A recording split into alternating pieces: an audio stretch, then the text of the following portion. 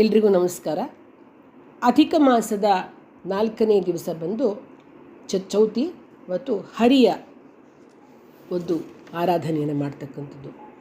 ಹರಿ ಅರ್ಕ ಅಂತಕ್ಕಂತಹ ಅಷ್ಟವಸುವಿನ ಅಂತರ್ಯಾಮಿ ರೂಪ ಅವನು.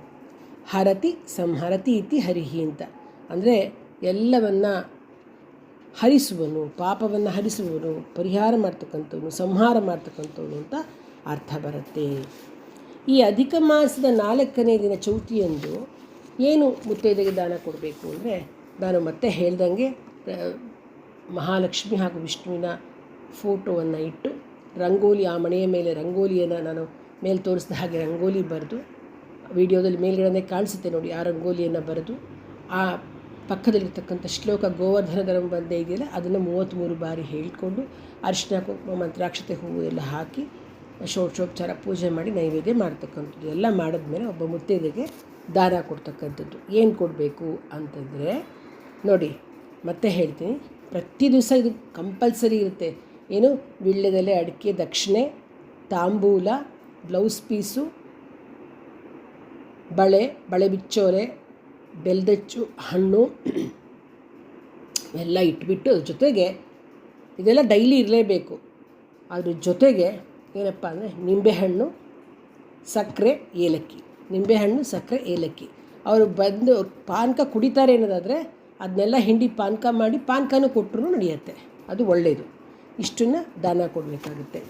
ನೋಡಿ, ನಾನು ಮತ್ತೊಮ್ಮೆ ಹೇಳ್ತೀನಿ, ಪ್ರತಿನಿತ್ಯ ವೀಳ್ಯದೆಲೆ, ಅಡಿಕೆ, ದಕ್ಷಿಣೆ, ಆನಂತರ ತೆಂಗಿನಕಾಯಿ, ಹಣ್ಣು, ಬ್ಲೌಸ್ ಪೀಸು, ಬಳೆ ಬಿಚ್ಚಾಲೆ, ಬೆಲ್ಲ, ಅರಿಶಿನ ಕುಂಕುಮದ ಪೊಟ್ನ, ಇದಿಷ್ಟು ಕಂಪಲ್ಸರಿ 33 ದಿನಕ್ಕೂ 33 ಜನ ಕೊಡೋಕ್ಕೂ ಇಟ್ಕೊಳ್ಳೇಬೇಕು. ಅದಾದ ನಂತರ ಎಕ್ಸ್ಟ್ರಾ ದಾನವನ್ನು ನಾನು ನಿಮಗೆ ಹೇಳ್ತಾ ಇರ್ತೀನಿ.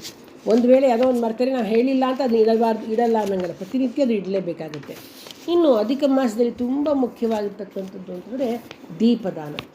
ನೋಡಿ, ದೀಪದಾನ ಮಾಡ್ತಕ್ಕಂಥದ್ದು ನಿಮಗೆ ಸಾಧ್ಯವಾದರೆ 33 ಜೊತೆ ದೀಪದ ಕಂಬವನ್ನು ಹಿತ್ತಾಳೆದು ಅಥವಾ ಬೆಳ್ಳಿದು ಹಿತ್ತಾಳೆದು ಯಾವುದಾದ್ರೂ ನಿಮ್ಗೆ ಅನುಕೂಲವಾಗಿರೋದು ದಾನ ಕೊಡಬಹುದು.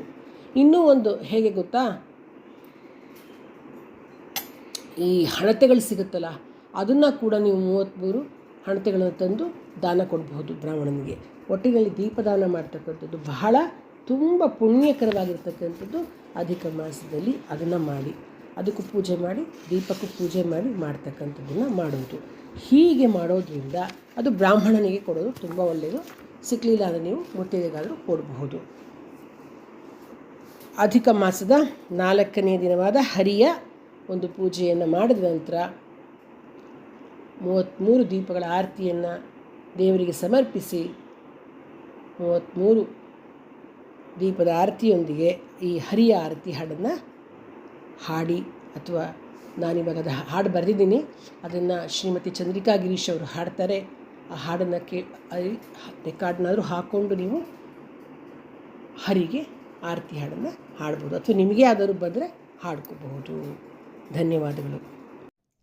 ಆರತಿ ಎತ್ತಿರೆ ಶ್ರೀಹರಿಗೆ, ಆರತಿ ಎತ್ತಿರೆ ಶ್ರೀಹರಿಗೆ, ಹಾರಹಿರದ ಆರತಿ ಮುದ್ದು ಮೋಹನಗೆ, ಆರತಿ ಎತ್ತಿರೆ ಶ್ರೀಹರಿಗೆ, ಹಾರಹಿರದ ಆರತಿ ಮುದ್ದು ಮುರಾರಿಗೆ, ಆರತಿ ಎತ್ತಿರೆ ನಾರಿಯರೆಲ್ಲರೂ ಶ್ರೀ ಹರಿಗೆ, ಶ್ರೀ ಹರಿಗೆ.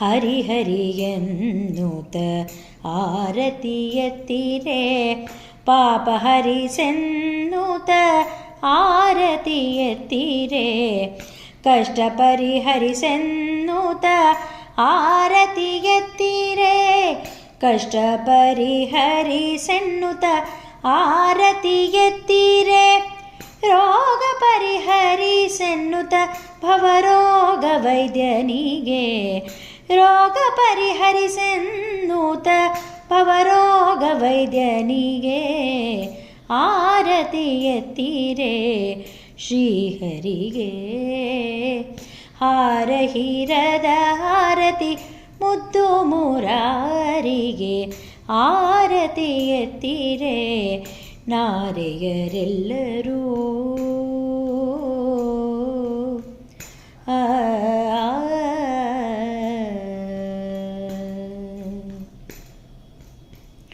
ಹರಿದಾಸರ ಪ್ರಿಯ ಹರಿಸರ್ವೋತ್ತಮನು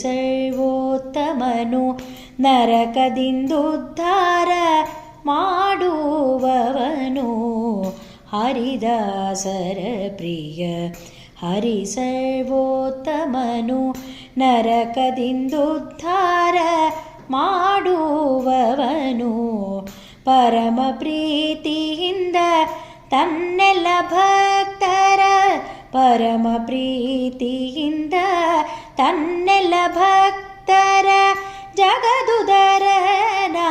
ಸಲಹುವ ಹರಿಗೆ ಜಗದುದರನಾಗಿ ಸಲಹುವ ಹರಿಗೆ ಆರತಿ ಎತ್ತಿರೆ ಶ್ರೀಹರಿಗೆ ಹಾರಹಿರದ ಆರತಿ ಮುದ್ದು ಮುರಾರಿಗೆ ಆರತಿ ಎತ್ತಿರೆ ನಾರೆಯರೆಲ್ಲರೂ ಶ್ರೀ ಹರಿಗೆ ಶ್ರೀ ಹರಿಗೆ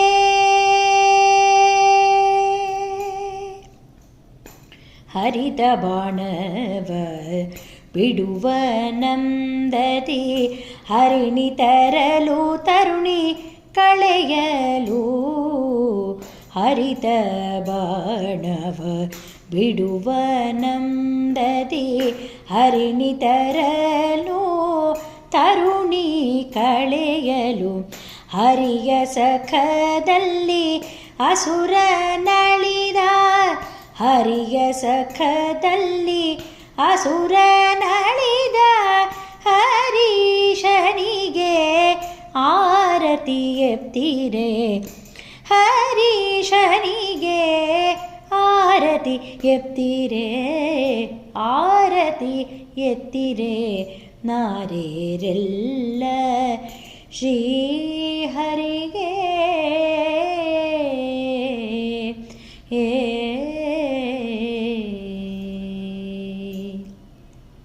ಹರಿವ ನದಿಯಲ್ಲಿ ಹರಿಯ ಕಾಣುತ್ತ ಹರಿದ್ವರ್ಣದಲ್ಲಿ ಹರಿಯ ನೋಡುತ್ತ ಹರಿವ ನದಿಯಲ್ಲಿ ಹರಿಯ ಕಾಣುತ್ತ ಹರಿದ್ವರ್ಣದಲ್ಲಿ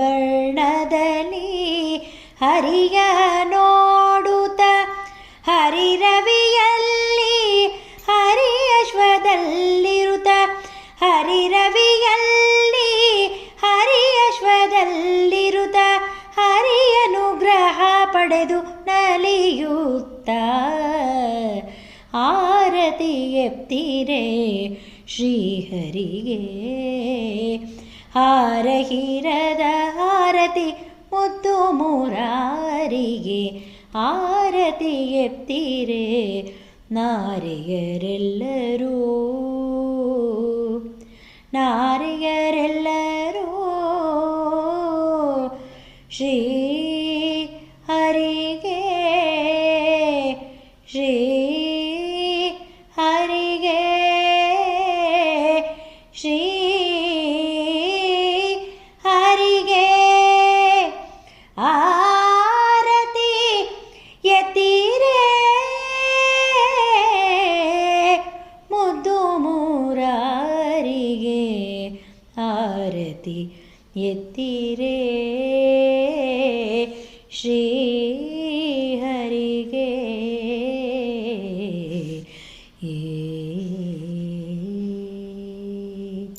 ಹರೇ ಶ್ರೀನಿವಾಸ.